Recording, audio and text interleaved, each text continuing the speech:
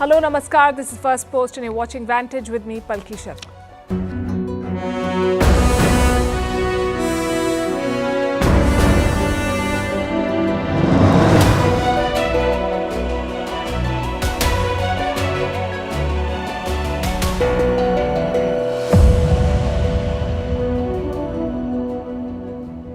India's Prime Minister is in the UAE, his last big bang foreign visit before the general election. He is addressing the diaspora in an event called Elan Modi. He's held talks with the top Emirati leadership, and tomorrow he'll inaugurate the biggest Hindu temple in West Asia. It's a visit laden with symbolism and substance. We'll get to the highlights. Back in India, the farmers are protesting again. They have a long list of demands, including asking India to exit the World Trade Organization and scrap all trade deals. To be fair, it's a tall ask. We'll break down the issues and the politics for you. In Pakistan, Bilawal Bhutto says he doesn't want to be part of the government. Where does that leave Nawaz Sharif? We'll tell you. In the US, Kamala Harris says if Biden steps down, she's ready to lead. But is America ready for her to lead?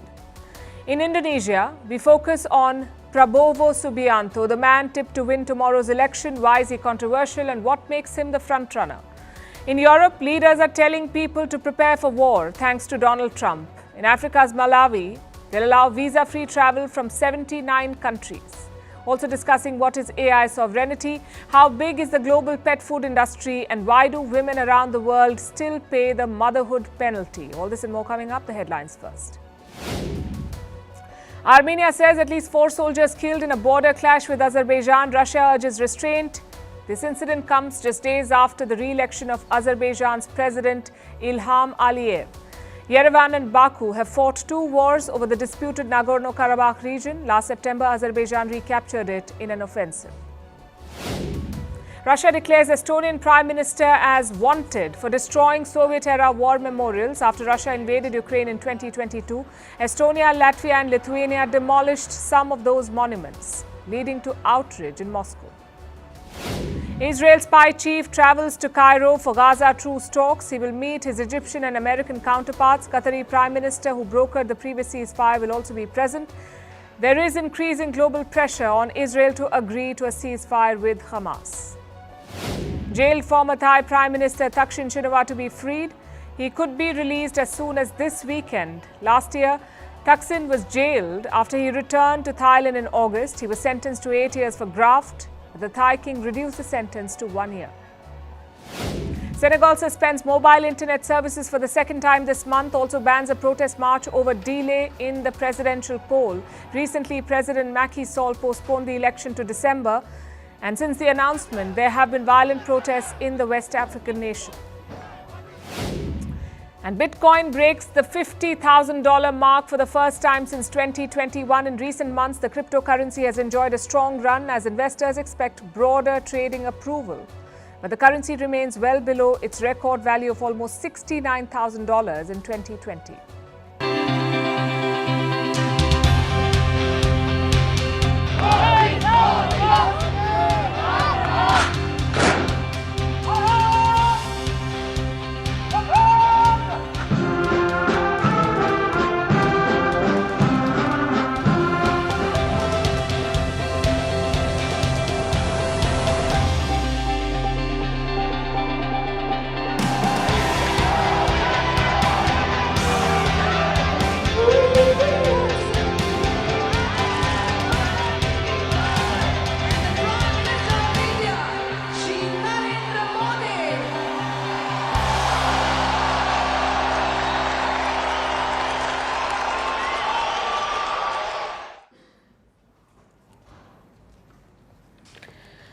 Prime Minister Modi is in the UAE. It's familiar turf for him. He first visited the country in 2015. He was just finding his feet on the global stage, which is not the case anymore. He's now a seasoned world leader. This is the Prime Minister's 7th trip to the UAE, possibly his last one before the general election. So what's lined up? Let's start with the arrival. Prime Minister Modi was welcomed in Abu Dhabi by the UAE President, Mohammed bin Zayed Al Nahyan, also known as MBZ. Both men exchanged a warm hug and pleasantries. Then Prime Minister Modi inspected a guard of honor. Take a look.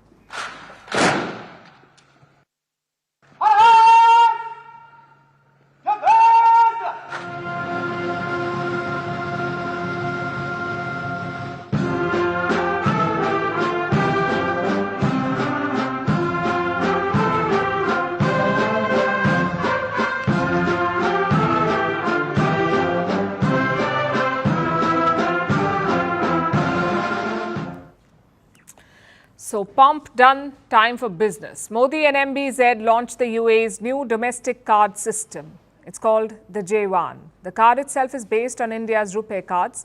Think of it as India's Visa or MasterCard. Prime Minister Modi gifted MBZ a card with his name on it. The Emirati leader used it to make a transaction on camera. It's a sign of the financial synergy between the two sides. India's UPI payment system is already working in the UAE. It's a big help for the diaspora. Around 3.5 million Indians live and work in the UAE. They regularly send money back home, so the UPI and RuPay cards will help them. After launching this service, Modi and MBZ sat down for talks. The Prime Minister made some opening remarks. He said coming to the UAE feels like coming home. Listen in. मुझे हमेशा लगा है कि जब मैं आपके पास आया हूं, आप लोगों के बीच आया हूं, तब हमेशा लगा है कि जैसे मैं अपने ही घर में आया हूं, अपने ही परिवार के ही सदस्यों के साथ मैं मिलने आया हूं, ऐसा मैं हमेशा अनुभव कर रहा हूं। और आज भारत और यूएई के बीच में हर क्षेत्र में एक सांझी भागीदारी हो रही है। आज भी हम कई महत्वपूर्ण फैसले करने जा रहे हैं। Around 8 agreements have been signed.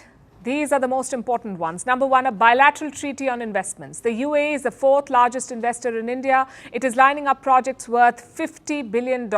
Chances are this treaty will help. Number two, a deal on digital infrastructure projects. Both countries are betting on the tech boom. They're focusing on semiconductors and artificial intelligence. This deal will help combine forces. Whether it's investment, funds or know-how, they'll work together. Number three, a new agreement on the India-Middle East Economic Corridor. You may remember it. This project was unveiled last year at the G20. The plan is to link Europe to India. And Israel too is part of that plan. But the war in Israel has raised questions on its future. Would the corridor ever take off? That's the doubt now. So Prime Minister Modi and MBZ have reaffirmed their faith in it. Number four, financial deals. India's UPI has been linked to the UAE's ANI systems. The RuPay has been linked to the UAE's J1 card. So the talks delivered. Some very important deals were signed. Later, the Prime Minister headed for his Diaspora event. It's called Elan Modi. It's a bit like Howdy Modi in the US. Elan means hello. More than 65,000 people registered for this event. They packed into the Zayed Sports City Stadium. Take a look. And the Prime Minister of India, Shri Narendra Modi.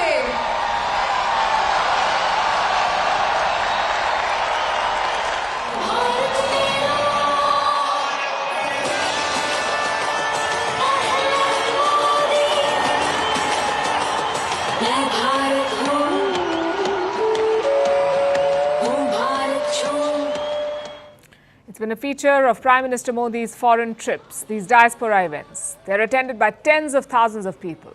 But what's the idea behind it? Well, for the diaspora, it's a way to connect, to feel close to their homeland. And for the Prime Minister, it's a diplomatic tool. These events showcase the power and influence of the Indian community in various countries. They also offer the Prime Minister a popularity boost. Who doesn't like this? So that was today's events in the UAE. Tomorrow will be even bigger.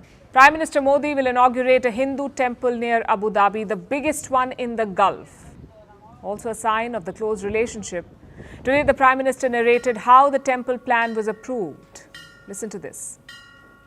BAPS का मंदिर बनना आपके सहयोग के बिना ये संभव ही नहीं था और मेरी पहली मुलाकात थी। मैंने सिंपली आपको रिक्वेस्ट की कि जरा आप देख लीजिए और पलक झपकते ही आपने उसका निर्णय करके मुझे बता दिया कि आप बस जगह पर ऐसे उंगली रख दीजिए, आपको जगह मिल जाएगी। शायद इतना विश्वास, इतना प्यार अपने आप में एक बहुत ही अनोखे संबंधों की ये शक्ति को दर्शाता है। Clearly, the personal ties have helped. Modi called MBZ his brother.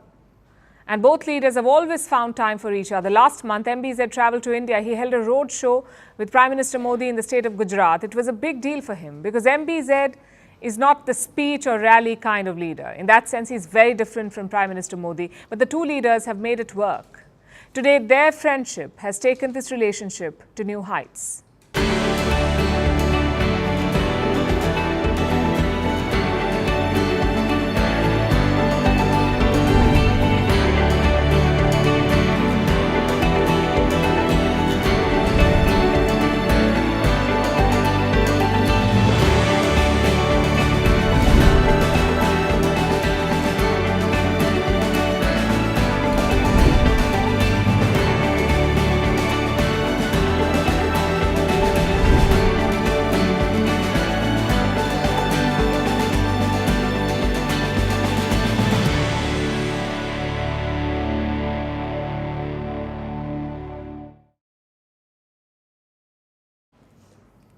Back in India, things are tense. A major farmers' protest has broken out. We've seen reports of violent standoffs. Farmers are breaking barricades. Cops are firing tear gas. It's like a throwback to the scenes of 2020 and 2021. So what's the issue this time? The protest is called Dilli Chalo, meaning March to Delhi. It's been a popular political slogan across Indian history. Now the farmers are using it. And who is leading them? Mainly two groups, the Kisan Mazdoor Morcha, which claims to represent 100 farmers' unions, and the Samyukt Kisan Morcha, which claims to represent 150 unions. So put together, 250 farmers' unions are said to be involved. And what do they want? Their list has 12 demands, but we'll focus on the top ones. Number one, a law to guarantee MSP for all crops. MSP is the minimum support price. It's like a price floor on crops. You cannot sell a crop below this price. That's MSP. Number two, a full debt waiver for farmers. Number three, pension for all farmers. Number four, more compensation. They want 4 times the minimum price when their land is acquired. And number five, India should exit the World Trade Organization, also scrap all free trade deals. Now, these are big demands. And the MSP is the biggest of them all. Let me explain what this means. Right now, the government announces a minimum price for 23 crops. 23 crops that are to be bought at a minimum price. That's the practice. But not all of them are. In fact, only 2 crops get the MSP. That's rice and wheat. The government buys rice and wheat at a minimum price from farmers. And the idea behind this is quite simple. Farmers should have a safety net. They cannot be left to the market's mercy. Hence the minimum support price. But this practice is not enshrined in law. It's like an executive action. And that's what the farmers want to change. They want MSP for all crops, not just wheat and rice. And they want it legalized. So the MSP will then apply to everyone, both private and government buyers. That's what they want. If the private ones won't buy, then the government will have to buy. If not, it will be a legal violation. That is the demand of the farmers. Until yesterday, talks were on. Farmers were speaking to Union Minister Piyush Goyal. But today the march began. Most of the action is at the Shambhu border. It's located between Punjab and Haryana. Now, Haryana has sealed its borders. So have Rajasthan and the national capital region. Dozens of barricades have been set up. Container walls have been erected. The idea is to stop these farmers from reaching Delhi. Of course, the farmers pushed back, and what followed was a violent standoff. Police officers used drones to fire tear gas. Take a look.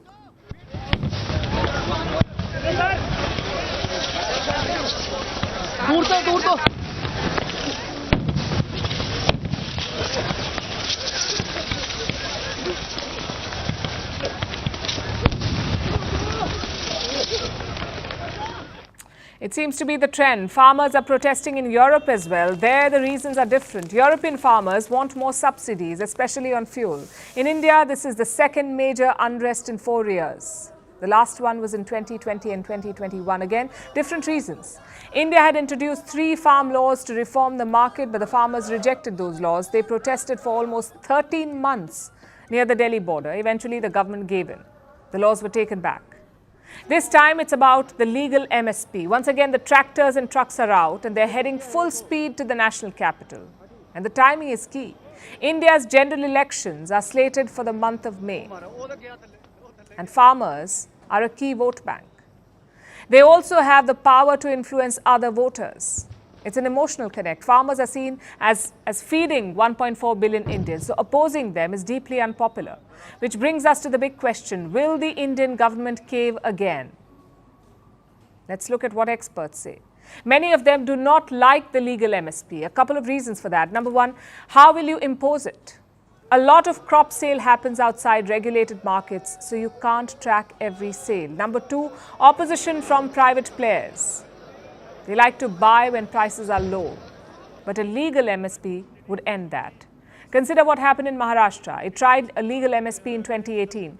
Private players who violated it were fined up to 50,000 rupees. So you know what these traders did? They started boycotting the markets. And reason number three, lack of infrastructure. A legal MSP will require the government to take the lead, but where will these crops be stored? Government warehouses are already packed. They don't have the infra. Reason number four, a big hole in the government's pocket. Legal MSP will reportedly cost 10 lakh crore rupees, which is why experts are wary. So what happens next? Hopefully more talks. Endless rallies and protests help no one. It's important for both sides to sit down and talk, to find a middle ground. At the same time, some red lines have to be drawn. You cannot keep holding the government hostage. Demands must be rooted in logic. If not, you set the wrong precedent. Let's hope good sense prevails this time.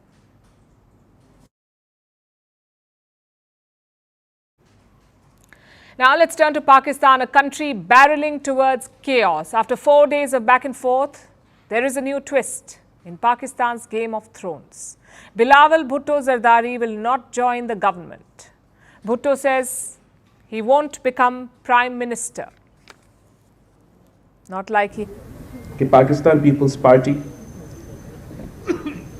does not have a mandate to form government, to form the federal government, or iski wajah se, I will not be putting myself forward for the candidacy of the Prime Minister of Pakistan.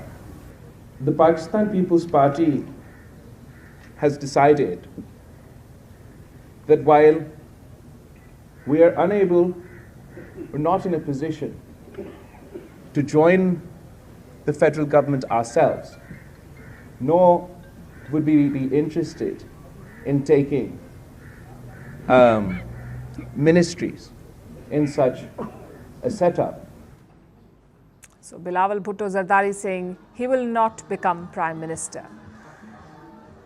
Like we said, not like he had a serious chance, but his party did. They had a chance to control the levers of power. Now Bhutto has decided he'll sit out of government. He will support Nawaz Sharif, but from the outside, and only on a case-by-case basis. So Nawaz Sharif may have the support he needed, but not in the manner that he imagined. Looks like he'll form a minority government. He has a path to power now, but it's not a straight line. And this is how the numbers stack up. Pakistan's parliament, or the National Assembly as they call it, has 336 seats. The halfway mark is 169. Sharif's party has 79 seats. The Bhutto camp has 54 seats. That's 133 seats in total. So even with Bhutto's outside support, Sharif is falling short of the majority mark. He needs another 36 lawmakers on his side. That is the math. Where will these 36 come from? Nawaz Sharif's brother Shehbaz Sharif dropped a hint today. They may be eyeing the independence of Imran Khan. In fact, Shehbaz Sharif claims that 10 independents have already joined them. They're already on board. He's confident of getting the rest of the numbers. Now look at his declaration today. Nawaz Sharif will become Prime Minister for a record 4th time. That's what Shehbaz Sharif said. He also threw a challenge to Imran Khan.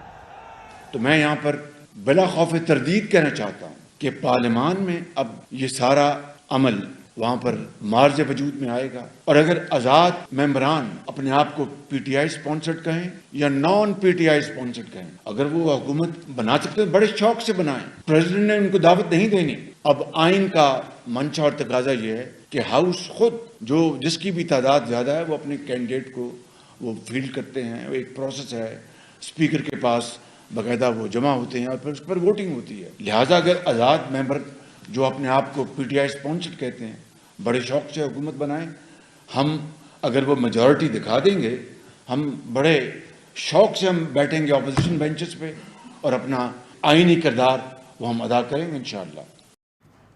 If you have the numbers, form the government. We'll sit in the opposition. That's the message from the Sharifs. What is Imran Khan's response? Well, he remains muzzled by the military, but he has AI on his side. Imran Khan used artificial intelligence yet again, this time to send a message to the Sharifs. मैं आप सबको election 2024 जीतने पर मुबारकबाद देता हूं और आपके मैसिव टर्नआउट ने सबको हैरान कर दिया है। लंदन प्लान फेल हो चुका है आपके वोट की वजह से। नवाज शरीफ एक कम ज़र्फ इंसान है जिसने ऑफिशियल नताइज के मुताबिक 30 सीट्स पीछे होते हुए भी विक्ट्री स्पीच कर दी है। कोई पाकिस्तानी उसे नहीं मानेगा और इंटरनेशनल मीडिया भी उस बेवकूफ़ी पर लिख रहा है। That was Imran Khan's victory speech. That's what they're calling it, at least. Despite his incarceration, Imran Khan is fighting back. He says his party won the election and not Nawaz Sharif. Imran Khan wants his supporters to quote-unquote defend the win. And they're responding to his call. The former Prime Minister is making a play for power. He's formed special committees and they're working on a strategy to form a government at the centre as well as in 2 provinces. That's Punjab and Khyber Pakhtunkhwa. Imran Khan's candidates have won there in large numbers in these 2 provinces. The committees will also name candidates for the posts of Speaker and Deputy Speaker. Imran Khan may be able to form a government in the provinces, but how will he challenge the Sharifs at the centre? That is the big question. He's trying to stitch a coalition of his own. Today, he secured the support of one party. It's called the MWM. How many seats do they have? 1. But in the Punjab province, this party, the MWM, has more than 100 assembly seats. The PTI says they're speaking to more parties and looking for more partners. Another party called the Jamaat-e-Islami is in the mix. They could support Imran Khan in Khyber Pakhtunkhwa. All these parties are relatively small. Imran Khan has ruled out a coalition with the Bhuttos and the Sharifs. So government formation at the centre is a long shot. Leaders affiliated to his party, the PTI, won 101 seats. The most by any political camp, 101 seats, but all of them contested as independents because their party symbol, the bat, was taken away. The bigger challenge then for Imran Khan would be to hold on to these independents. So after 4 days of chaos, here is what we have: a hung National Assembly and 2 weak contenders for the Prime Minister's chair. The situation is precarious, even for the generals. They were backing the Sharifs. But the election result threw up a surprise. The people of Pakistan rejected the military's choice, so the army's priority now is to find a face saver. The army chief is General Asim Munir. He's already supported the idea of a unity government, but reports say the general is under immense pressure. If the momentum behind Imran Khan continues, the army may be forced to switch sides. Even strike a deal with Imran Khan looks impossible considering all that has happened between the two. But politics, they say, is the art of the possible, and the army has its back against the wall. There are reports of more protests, this time from Balochistan. Islamic parties are hitting the streets and questioning the election result. Local politicians in Balochistan call for a shutdown today. The longer Pakistan remains without a government, the higher would be the risk of unrest. And this is chaos engineered by the military. Not sure if they can fix it, though.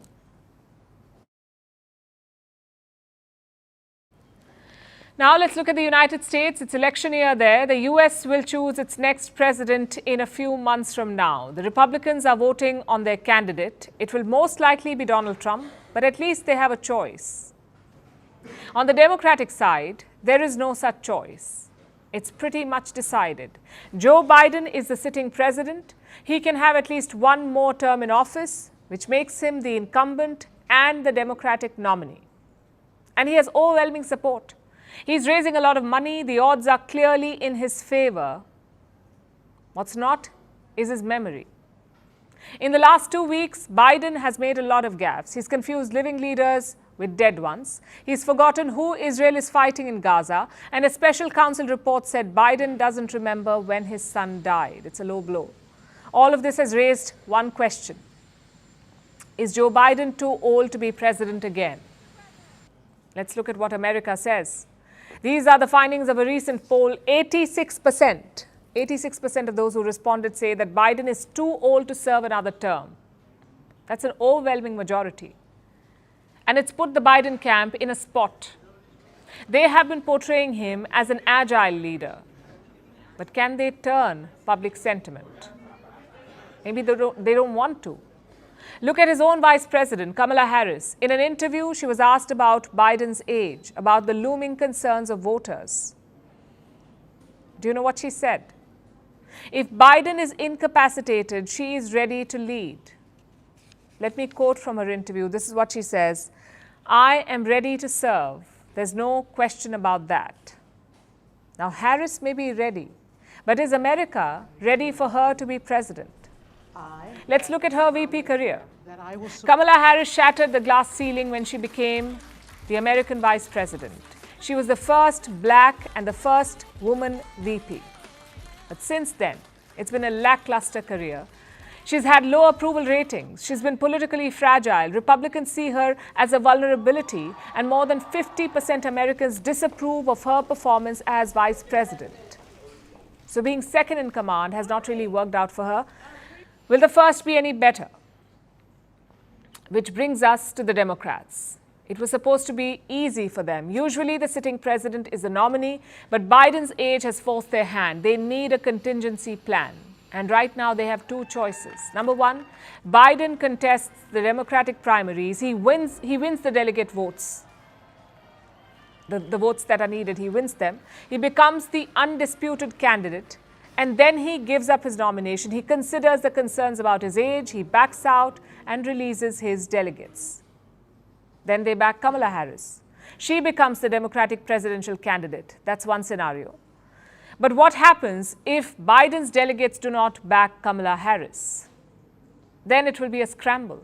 Top Democrats will enter the battle, the likes of California Governor Gavin Newsom, Michigan Governor Gretchen Whitmer, and of course Kamala Harris. She will be in the same race. They will all compete to replace Joe Biden. They will seek the support of delegates. Whoever wins will become the Democratic nominee. That's scenario number two. Now, both these scenarios are contingent on one thing, that Biden willingly gives up his baton. But what if he does not? What if he continues to be on the ballot? What if he becomes the Democratic nominee and is then incapacitated? For the Democrats, it will be a disaster. If Biden cannot compete, the choice will be in the hands of the Democratic National Committee. It has 450 members. They will choose a new nominee. Of course, all of these are hypothetical situations. Biden and his camp have dismissed all of it. The president says his memory is fine. His team argues that he's healthy and he will run for the next term. The US may want a young face, but they don't really have a choice. Come November, they must choose between two old white men, an 81-year-old and a 77-year-old.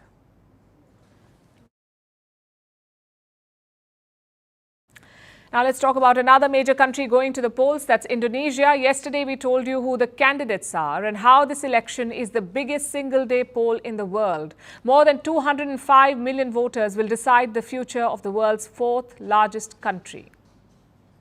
Today let's focus on the frontrunner. Who is this man? Why is he controversial? And what explains the lead that he has? His name is Prabowo Subianto, the man capturing hearts with his awkward dance moves. His dances have been going viral. There are videos of him kissing his adopted stray cat. A cute animated avatar of his is plastered all over Indonesia. He seems like a charming, wholesome, grandfatherly candidate. And that's the platform he's campaigning on. The messaging is on point. He's become extremely popular with voters, especially the Indonesian youth. And that's the key demographic in tomorrow's election, the youth. But this cuddly image is at odds with Prabowo's past. Look at some of his old pictures. He uploaded them on social media. Prabowo was once a soldier. In fact, he rose to the rank of Lieutenant General, and he once commanded a Special Forces unit, which is impressive unless you go into the details. Until you go into the details. See who he served under. Indonesia's second president, Suharto, the dictator who ruled for 30 years. Prabowo worked under Suharto. This cuddly grandpa was once a dictator's enforcer. And that's not all. He was also the dictator's son-in-law. Prabowo married into Suharto's family. His father was the dictator's trade minister. So there are plenty of links to the old authoritarian regime. And there are horror stories. of the atrocities that Prabowo helped inflict. When the dictator fell, when Suharto fell, Prabowo was discharged from the military. This was in the year 1998. He was found guilty of kidnapping pro-democracy activists. He's always denied any wrongdoing. Nonetheless, he was removed from the armed forces. Then for a while, he left Indonesia. He was in a self-imposed exile. When he returned, he took up the family business of politics.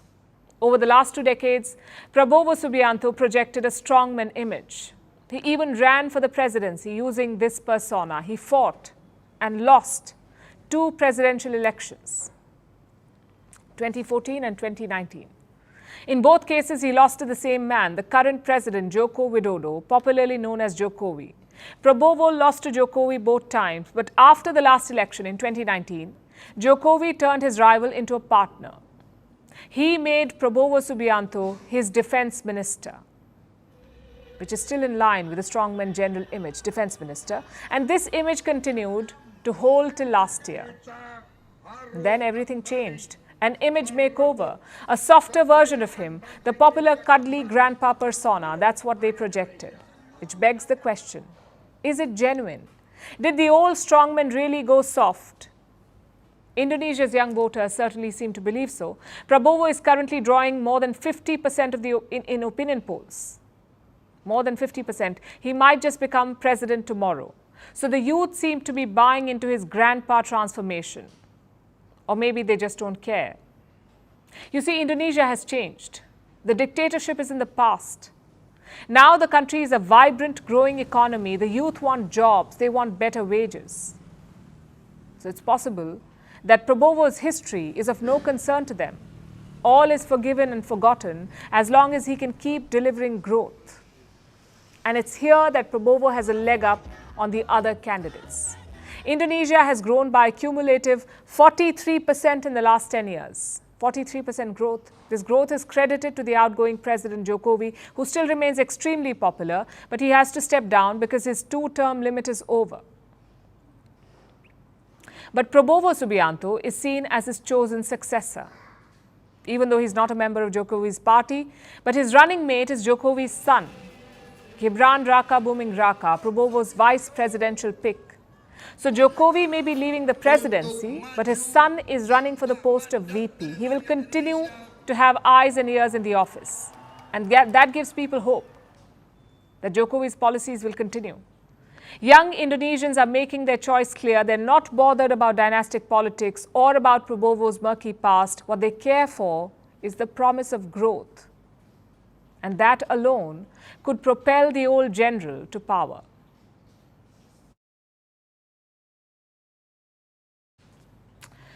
Now let's turn to Europe, specifically to the European NATO members. 29 of NATO's 31 members are in Europe, and all of them are worried because of Donald Trump.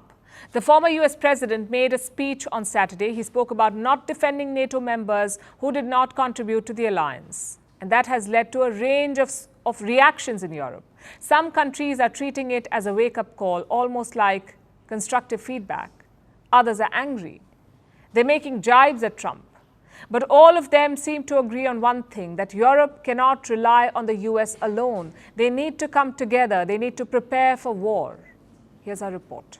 One of the presidents of a big country stood up and said, well, sir, if we don't pay and we're attacked by Russia, will you protect us? I said, you didn't pay? You're delinquent? He said, yes, let's say that happened. No, I would not protect you. In fact, I would encourage them to do whatever the hell they want. You got to pay. You got to pay your bills. That was the speech that has shaken Europe. European NATO members, anyway. Trump said you got to pay your bills. And it seems now Europe has finally woken up.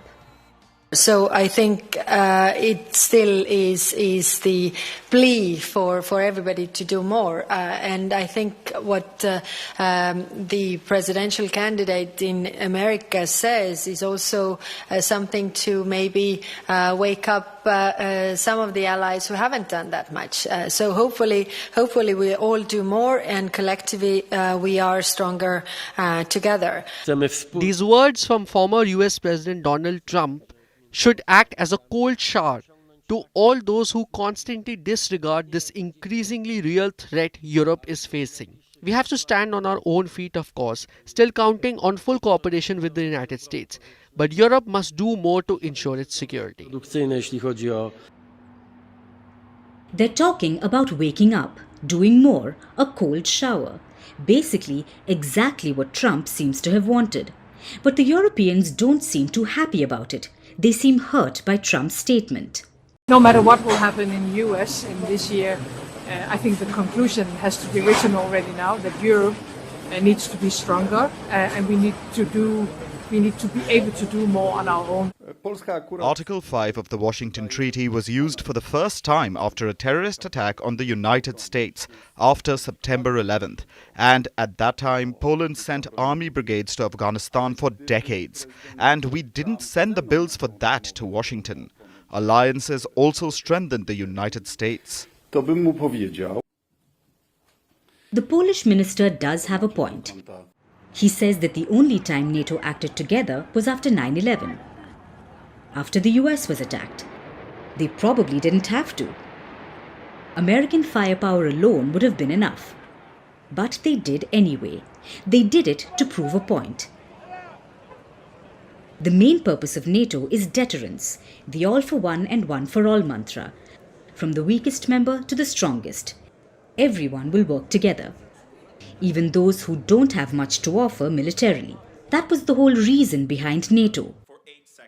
Trump's statements have changed that. Europe is awake now. They might begin contributing their fair share, but they may not trust the US again, especially under Trump. European countries have begun preparing to survive without American assistance. Poland, France and Germany have vowed to make Europe stronger. Poland's Prime Minister wants more money invested in defense projects. The three countries also plan to deepen their mutual defense ties by reviving a dormant regional grouping called the Weimar Triangle. Others may follow suit, seek similar intra-European alliances. Europe could start looking inwards instead of across the Atlantic. So Trump has both gained and lost something. He gained the promise of funds, but lost trust, little that he had in the first place anyway. That trade-off may be worth it to him, but as for the rest of the NATO members, the alarm bells are ringing loud and clear. AI sovereignty, it's the new catchphrase in the world of tech. But what does it mean? It means your artificial intelligence must be yours alone. The data, the process, the algorithms, all of it must be owned and regulated at home. You can't just use foreign ones. Most tech titans are talking about this. The latest one is the CEO of NVIDIA. This is what he said. Own your own national intelligence. You cannot allow that to be done by other people. And that is a real realization. Now that we've democratized the computation of AI, the infrastructure of AI, the rest of it is really up to you to take initiative, activate your industry, build the infrastructure as fast as you can so that the researchers, the companies, your governments can take advantage of this infrastructure to go and create your own AI. So that's the message. Create your own artificial intelligence. But how and why? Most experts agree that AI will get bigger in the coming years. It will make your lives easier. It will also make the government's job easier. But for that, you need local AI. Take India, for example. People speak dozens of languages in India. Their requirements, their aspirations are different. Will a foreign AI be able to capture all of it? Chances are no. Same with data. AI systems require a lot of data about the people. Why should foreign firms get access to that? We let that happen with social media. Western tech firms pioneered social media. India never tried to challenge them. And look at where it got us. Some of them refuse to comply with Indian laws. Most of them store their data outside India. And they refuse to take responsibility for their actions. But now it's too late. Social media sovereignty is an impossible dream now. Maybe AI sovereignty is not. It's still early days, which brings us to the most important question. How do you make sovereign AI? The first step is digital sovereignty, storing user data inside India. not outside. Our data should be stored inside the country. The government is thinking in that direction. Last year, the IT Ministry released a draft, the Data Governance Framework, that's what it was called. It talked about an Indian data set platform. Think of it as a compilation of random non-personal data. The plan is to make this data available to Indian startups and researchers. What for? So that homegrown AI platforms can be made. In other words, AI sovereignty can be achieved. In fact, let me quote from what the IT Minister said. We can take two options. One is to say, as long as there is an AI ecosystem in India, whether that is driven by Google, Meta, Indian startups and Indian companies, we should be happy about it. But we certainly don't think that is enough. We are determined that we must have our own sovereign AI. That's what the minister said, and it won't be easy though. Western AI firms have a head start. It will take a lot of time and money to catch up. Plus, the world is betting against it. Let me tell you what happened last year. OpenAI CEO Sam Altman was in India and he was asked whether Indian AI models could rival ChatGPT. Do you know what he said? He said it was impossible. India will have to work hard to change that, to prove the likes of Sam Altman wrong.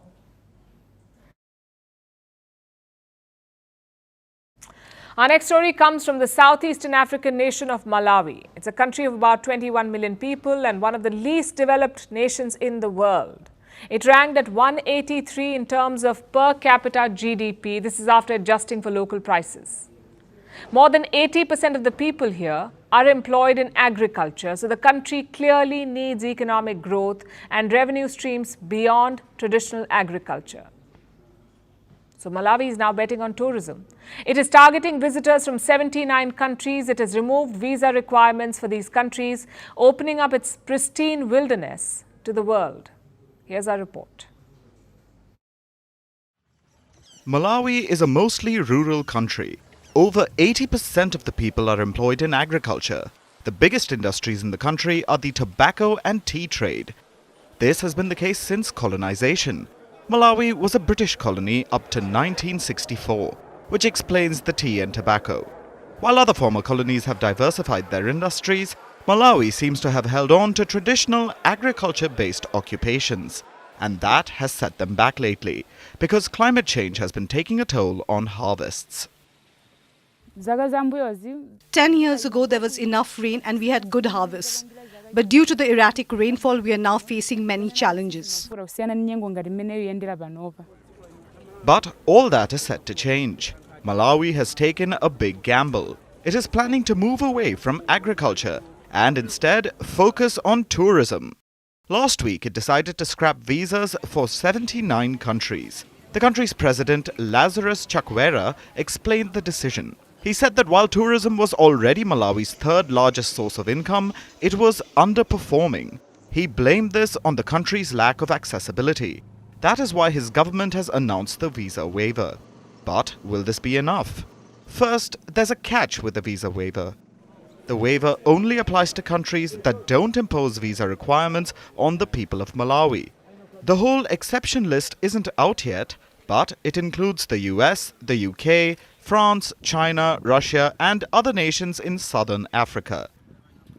Malawi may find it hard getting the West to reciprocate and remove visa requirements for its citizens.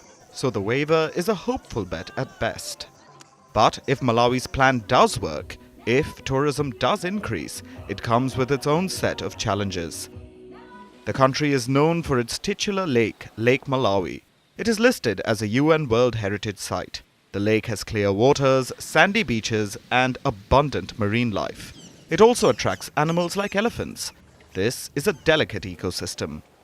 Tourism is good, but over-tourism can damage the area. It needs to be managed well. A balanced approach will be required, or Malawi's pristine ecosystem, already under threat from climate change, could face another existential crisis.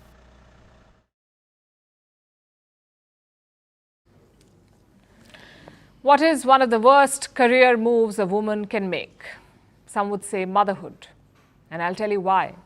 Parenting is a full-time job, especially if your child is young. It can be highly rewarding, yes, but it also demands a heavy price, especially from women.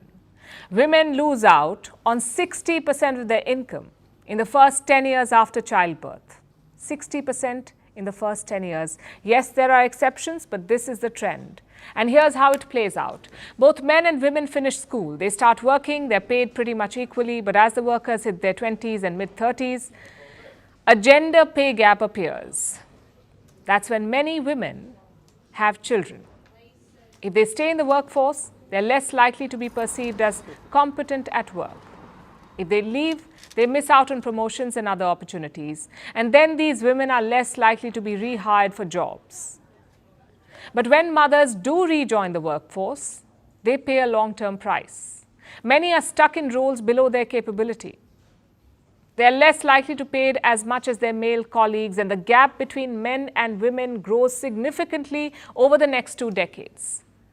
This has been dubbed as the motherhood penalty. A new study measured it across 134 countries, and here's what it found. After the birth of the first child, 24% women leave the workforce in the first year.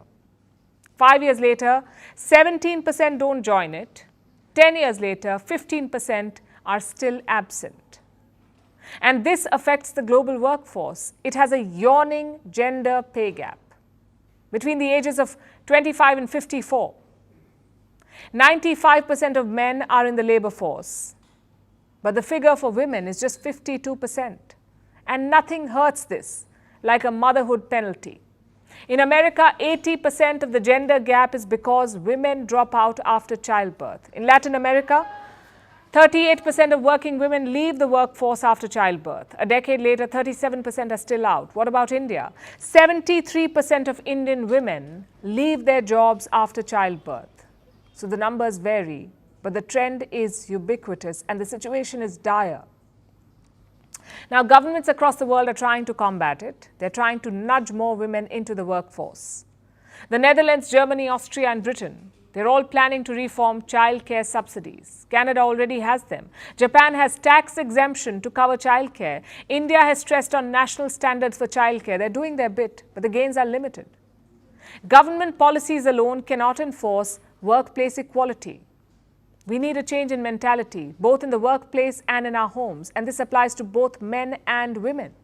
Over time, men have started contributing more at home. Childbearing is increasingly seen as a shared job. But even so, men spend just 1/3 of the time women do on unpaid work. So women continue to do more unpaid labor, all while they're expected to balance work and give both the jobs their all.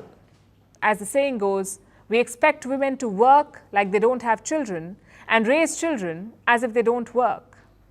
Until this changes, women will continue to pay the motherhood penalty.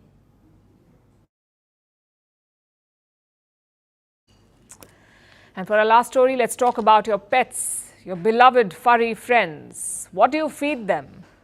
Some of you may say it's whatever you eat. But for many, it's curated, nutritionally enriched pet food. Only the best to suit the needs of their pets. And this number is growing. The global pet food industry is worth $150 billion now, and it's only growing bigger. There are thousands of choices, organic ones, unprocessed ones, grain-free options for pets. So much so that pets may be eating better than us. But how is pet food developed? Is it just about nutrition, or is there more to it? Our next report tells you. Bright-coloured packaging, aisles full of options, curated social media posts, and friendly dogs jumping about in ads.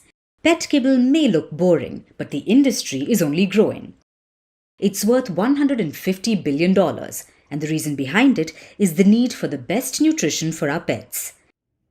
For us humans, pets are more than just animals. We want the best things for our furry friends, and this includes curated food suited to their needs and demands. And this has fueled the rise of an entire industry. There are many players, and there are many options. Organic ones, green ones. If you're a pet owner, you could even be overwhelmed, especially by the sheer number of options. The first dry pet food was invented in 1860. In the early 20th century, it became a commercial product. Canned wet pet food was introduced in 1922. Cat food emerged in the 1930s. During World War II, dry pet food production increased. Canned food was scarce, and dry food was easier to store. Today, the pet food industry is a huge one. There are hundreds of brands and over 3,000 products. The market is worth billions. But who are the biggest players? Eames, Caesar, Whiskas, Sheba, Pedigree, Eukanuba. They make up most of the market share. How do they build their products? A lot of science goes into it. There are research institutes working on this. They have their own set of cats and dogs. They live on the facilities. And it's not just one breed. There are different varieties of them. They are usually playing all day. But it's not all play and no work. Every day, these animals are fed 2 meals. Each meal is curated to each individual animal. The bowls have electronic balances. It shows how fast the animals eat or if they take a pause. Plus, they wear monitors. These are to track their vitals. All of them are also DNA sequenced. This is to track the effect the food has. Of course, the attention to detail is immaculate. But it extends beyond mere nutrition. There are nutritional supplements to make their fur shinier, to make their nails more sturdy, to make their farts less odorous. It is veterinary science at the end of the day. But there are the haters too. They say food like this is like junk food for animals, that animals should go back to the raw diet of meat and bones. Feeding animals was easy in the past. You gave them whatever you ate, scraps from the table, food you couldn't finish. It was meant for your pets. But the pet food industry has changed since then. As ownership rates increase, pet parents want the best for their fur babies, and consumerism is exploiting that. The choices are unlimited, so much so that pets may be eating better than some humans. And now it's time for Vantage Shots, images that tell the story. In the US, a jet crashed on a Florida highway, killing 2 people. In China, heavy snowfall leaves 2,000 tourists stranded in the country's northwest. And a baby rhino born in a French zoo has raised hopes for this endangered species. Finally, we're taking you back in history. On this day in 1945, Nazi-occupied Budapest fell to the Russians during the Second World War. This was after a 50-day siege. At least 50,000 Germans were killed in this. We're leaving you on that note. Thanks for watching. We'll see you tomorrow. Hitler chose this day to announce the reoccupation of the Rhine zone by German troops. And as he spoke, the rumble of wheels of advancing troops.10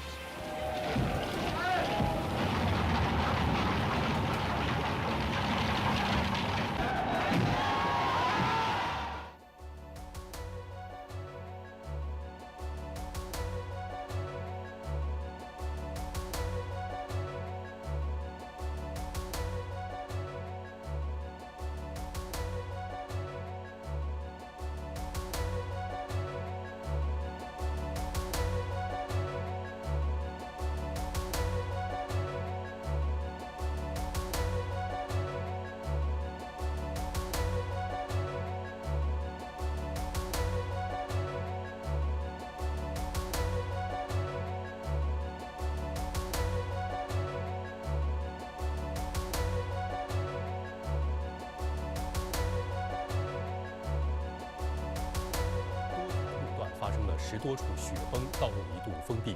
昨天18时，道路抢通，所有封闭路段已经恢复了单向通行。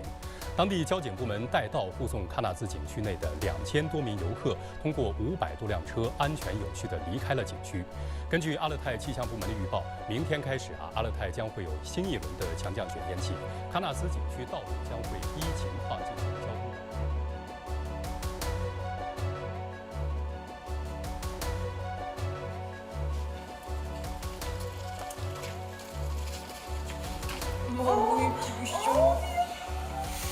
C'est la première?